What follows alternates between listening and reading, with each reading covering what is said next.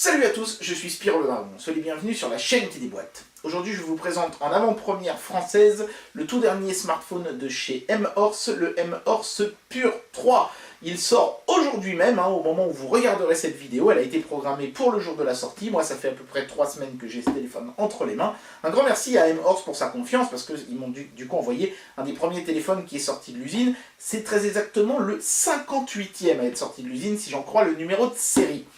Ça fait plaisir d'avoir des constructeurs comme ça qui vous font confiance. Ça s'était plutôt bien passé avec le Pure 2, donc je ne me fais pas trop de soucis. Pour le Pure 3, sympa d'ailleurs, monsieur Cheval, de m'envoyer le Pure 2 et le Pure 3, mais de m'épargner le Pure 1. Pure 1. Cheval, Pure 1, vous avez compris? Oui, blague de merde, pardon. Merde, Pure 1, pardon.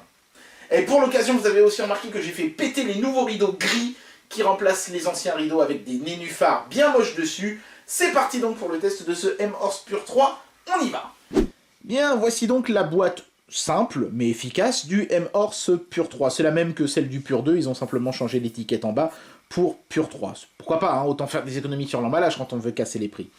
Justement, ce smartphone essaye de casser les prix en étant le smartphone le moins cher à disposer du processeur Helio P23 de chez Mediatek. On devrait donc avoir des performances dignes d'un milieu de gamme dans un téléphone qui affiche le prix d'un entrée de gamme. On va voir si la promesse est tenue. C'est toujours un petit peu risqué de faire ce genre de promesse parce que ça se fait souvent au détriment soit des finitions, soit de certaines specs. Mais justement, les specs, elles sont inscrites à l'arrière. L'appareil photo dispose d'un mode expert. Apparemment, M-Horse a fait un effort à ce niveau-là pour avoir un appareil photo correct. Je n'irai pas jusqu'à dire excellent, mais correct en tout cas. L'écran est un 18/9e, donc on suit les tendances actuelles du moment de 5,7 pouces. Alors c'est pas marqué, mais c'est un écran 720p, évidemment, à ce prix-là. On va voir si la qualité y est néanmoins. Donc le fameux octa-core Helio P23 de chez Mediatek, une grosse batterie de 4000 mAh, ça c'est plutôt une bonne surprise compte tenu du prix, 64 Go de stockage et 4 Go de RAM, encore une bonne surprise, un lecteur d'empreintes, ça c'est bien, la 4G LTE évidemment avec les bases, les bandes françaises, et donc Android 7 points, et le fabricant affirme sur son site web quand Android 8 arrivera sur ce modèle très vite. C'est quelque chose qu'il faudra surveiller, et que moi en tout cas je surveillerai. Je reviendrai dans quelques semaines / mois sur cette fameuse mise à jour, si elle a eu lieu ou pas. Parce que quand on fait ce genre de promesse, il faut la tenir derrière. Alors l'unboxing, lui, il est assez simple, c'est une boîte qui coulisse vers le haut, rien de vraiment transcendant. On tombe tout de suite sur le téléphone qui est soigneusement emballé dans un plastique, avec encore une fois les différentes caractéristiques techniques de répéter dessus. Sur la cale en carton en dessous, on a juste le petit trombone là pour ouvrir le tiroir SIM. Un câble de recharge en USB type C, c'est bien. M-Horse a fait l'effort d'adopter le nouveau standard, c'est très bien. Le chargeur qui est logoté M-Horse et qui est un chargeur à 2 ampères en 5 volts. Parfait. Un petit adaptateur jack vers USB type C, parce qu'il n'y a pas de prise jack sur ce smartphone, mais on pourra quand même brancher un casque jack via cette petite chose ici.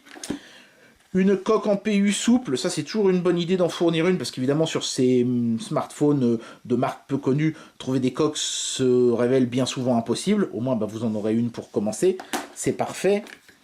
Il y a aussi un film protège-écran, voilà, parce qu'il n'y en a pas de préinstallé dessus, donc si vous en voulez un, il faudra mettre celui qui est fourni, mais au moins il est fourni.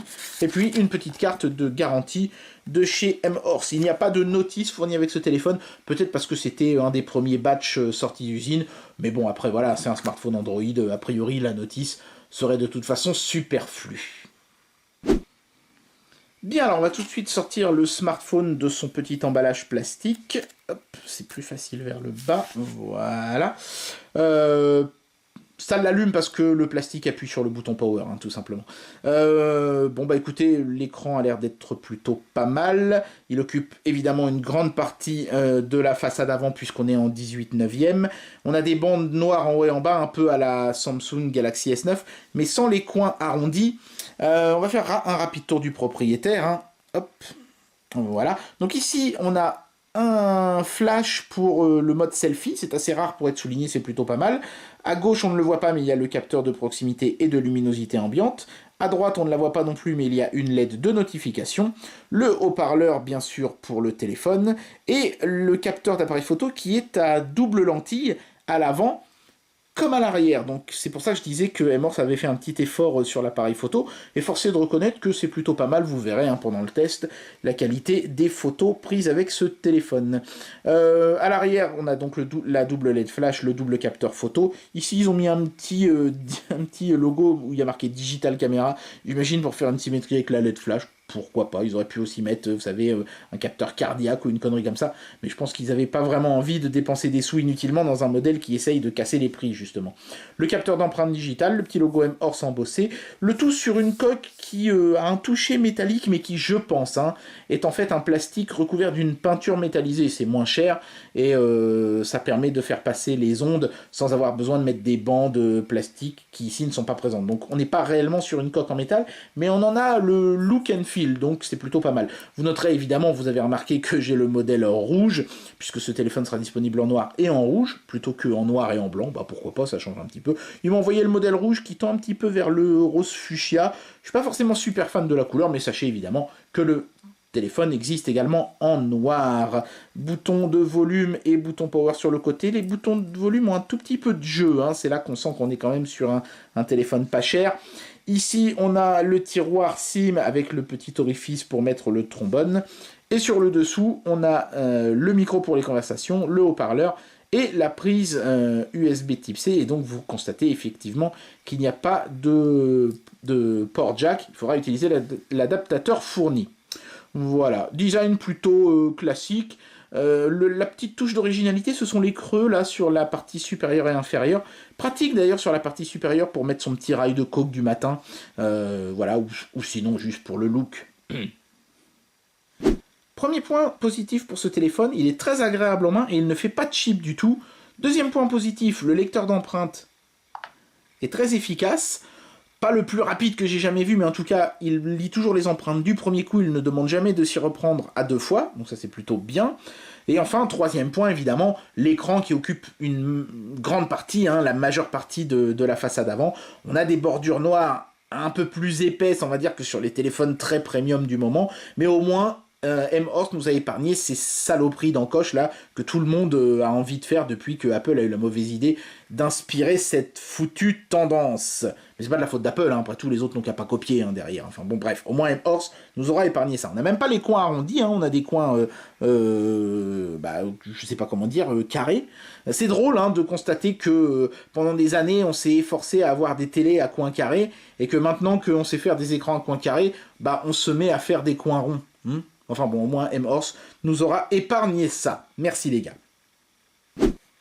Au niveau du benchmark, je n'ai pas pu lancer Geekbench, je sais pas pourquoi, et je pense qu'il y a un bug avec peut-être le Helio P23, je sais pas, mais à la fin du test, il me dit qu'il n'arrive pas à se connecter au web, alors que la connexion web de ce téléphone fonctionne parfaitement bien. Bon, c'est pas grave, hein, je me suis rabattu sur GFX OpenGL, et les résultats placent ce téléphone en général au-dessus du S5, alors du S5 Prime ici pour le test de tessellation et du S5 tout court ici en test Manhattan, ça affiche une vidéo, une cinématique en 3D et en fonction du framerate ça vous donne un score. Donc là j'affiche 1120 frames alors que le Galaxy S5 en affichait 1091. Pas mal pour un téléphone de cette gamme de prix là de réussir à surpasser un S5 qui n'est pas un modèle si vieux que ça. Hein. Ça va, c'est plutôt pas mal, c'est plutôt rassurant pour la suite. Maintenant évidemment il va falloir voir si le reste du téléphone est tout aussi efficace. Bien, avant de lancer le test GPS, un rapide mot sur l'autonomie du téléphone. Je l'ai mesuré à 11h30 en autonomie mixte. Je ne peux pas vous la montrer malheureusement parce que, encore une fois, j'ai ce problème de Geekbench 4 qui ne se lance pas correctement. Mais elle est à 11h30, un peu moins bien donc qu'un Redmi 5 Plus, certainement à cause d'une optimisation logicielle moins poussée. Mais une excellente autonomie quand même pour un téléphone entrée de gamme, c'est franchement remarquable. Hein. Maintenant, on va lancer le test du GPS. Super rapide, hein, vous avez vu, ça n'a mis que quelques secondes. Donc là, encore une fois, Mediatek fait bien le taf. Et la boussole, qui m'indique bien le sud, est fonctionnelle elle aussi.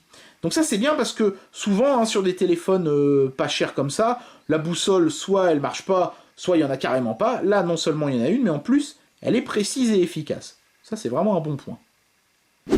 Autre bonne surprise, en termes de capteurs, ce téléphone est très généreux, puisqu'on retrouve bien sûr, donc on l'a vu, hein, le GPS et le capteur magnétique pour la boussole. Les capteurs de base sont tous là aussi, hein, comme l'accéléromètre, la luminosité, la proximité, etc. Mais on a aussi un gyroscope, donc on pourra faire avec ce téléphone de la réalité augmentée de type Pokémon Go, ou de la VR, ça fonctionnera très bien. Donc c'est plutôt agréable sur un téléphone aussi peu cher, d'avoir toute cette bardée de capteurs. L'appareil photo, souvent le point qui fâche sur les modèles entrée de gamme pas chers, est ma foi ici fort correct. C'est pas le meilleur appareil photo que j'ai jamais vu sur un smartphone, hein, on va pas se mentir, loin de là même. Mais pour un téléphone dans cette gamme de prix là, je le trouve vraiment très bon. Le rendu des couleurs est juste, c'est ni trop chaud ni trop froid. En luminosité ambiante, photo d'extérieur, c'est tout à fait bon. J'irai pas jusqu'à dire excellent, mais très bon en tout cas. En intérieur, avec une luminosité quasi nulle, ce qui est le cas ici, hein. J'ai pris cette photo lumière éteinte, rideau fermé, en plus avec mes beaux rideaux gris tout neufs bien occultants, c'est pas mal, on a une petite dérive chaude, hein, légèrement orangée, mais c'est quand même très correct. Avec le flash, le côté orangé disparaît, mais la photo reste quand même un petit peu sombre, hein, dès qu'on n'est plus pile poil en face, vous voyez Yoshi là il est quand même un petit peu dans la pénombre, mais encore une fois, compte tenu du prix du téléphone, on s'en sort très honorablement bien. Et le mode portrait, c'est-à-dire l'effet de flou, hein, quand on prend un élément au premier plan, généré par le fait qu'on ait un double capteur photo ici, et ma foi plutôt convaincant lui aussi, pas forcément aussi marqué qu'on pourrait le souhaiter, on pourrait paramétrer un petit peu le flou, plus ou moins, là évidemment on est limité par le logiciel, hein, puisque c'est l'application appareil photo de base Android qui se trouve à l'intérieur. Le mode pro permet d'accéder à des trucs comme le HDR, mais ça reste quand même une application photo relativement modeste. Mais le résultat, ma foi, est plutôt correct, et c'est tout ce qui compte. Vous pourrez faire des photos avec ce téléphone et les exploiter pour vos réseaux sociaux sans aucun problème. Après, c'est sûr que pour faire un agrandissement mural géant, ça sera peut-être un petit peu juste quand même. Pour la lecture vidéo, je me fais pas d'illusions, hein. Je pense que la 4K, ça va être vraiment dur, mais on va d'abord commencer par du 1080p 60 fps. Déjà pour voir si le décodage se fait sans accroc avec un framerate élevé. C'est très beau, hein, c'est très fluide. L'écran est vraiment sympa, hein, je crois que c'est une dalle Sharp, si je ne dis pas de conneries, mais en tout cas, elle est vraiment propre, hein. Bon, aucun problème en 1080p, fallait s'y attendre. Maintenant, on va essayer du 4K en 30 fps.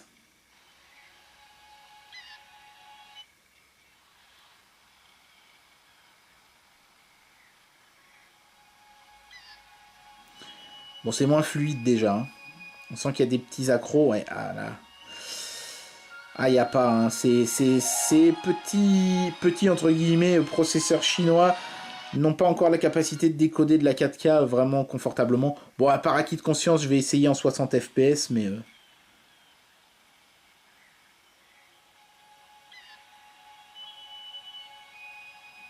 Ouais, ça bloque carrément. Je m'y attendais, hein. Bon, c'est pas sur ces téléphones-là que vous pourrez profiter de la 4K. Après, de toute façon, dans la mesure où on est sur un écran 720p, c'est pas dramatique.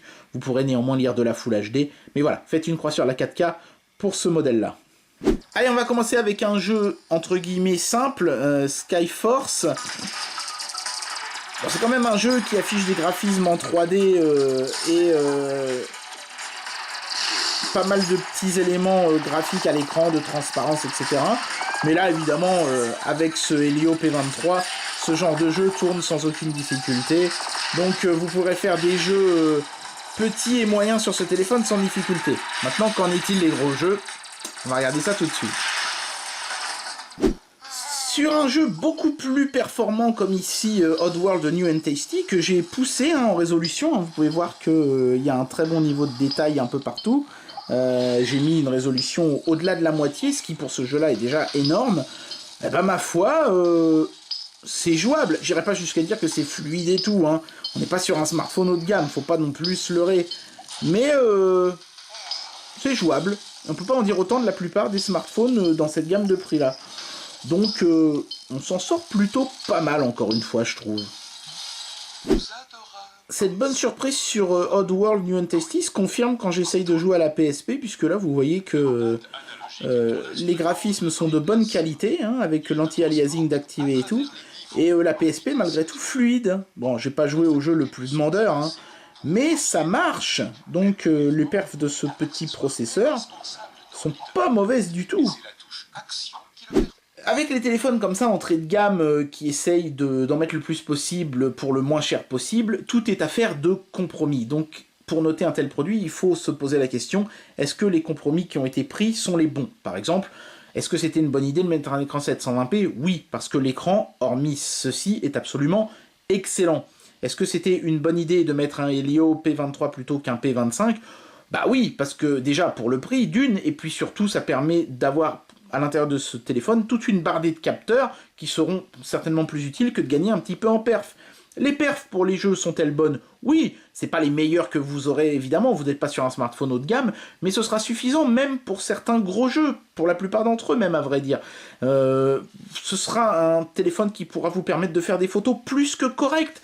Donc je trouve que les compromis ont été plutôt bien calculés chez M-Horse et on est face à un téléphone qui est très cohérent, très bien pensé, très agréable à utiliser. Donc j'ai eu beau réfléchir... je vois pas trop où est-ce que je pourrais lui enlever des points. C'est sûr qu'on n'est pas sur un modèle haut de gamme, c'est pas encore demain la veille qu'on aura du haut de gamme pour 120 €, faut pas rêver, mais on est très largement sur du milieu de gamme pour le prix du bas de gamme. Le pari est réussi. Donc pour moi, ce téléphone mérite sans aucun problème d'avoir la note de 5. Après, évidemment, sur des marques comme ça, la question qu'on peut se poser, c'est quid de la longévité, etc. et tout. Est-ce que le constructeur va tenir sa parole et assurer un suivi sur ce téléphone et proposer de l'Oreo 8.0 rapidement? Ça, c'est l'avenir qui nous le dira. Mais pour le moment, en l'état actuel des choses, ce téléphone ne souffre pas de défauts qui méritent que je lui enlève des points. Il est absolument bon dans tout ce qu'il fait. Pas excellent non plus, mais compte tenu de son prix, c'est normal. Donc, les 5 étoiles sont méritées. Et bien voilà, c'était le test de ce M-Horse Pure 3. J'espère que vous aurez apprécié cette vidéo. Quant à moi, je m'en vais au grand galop pour une prochaine vidéo. Allez, tchuss!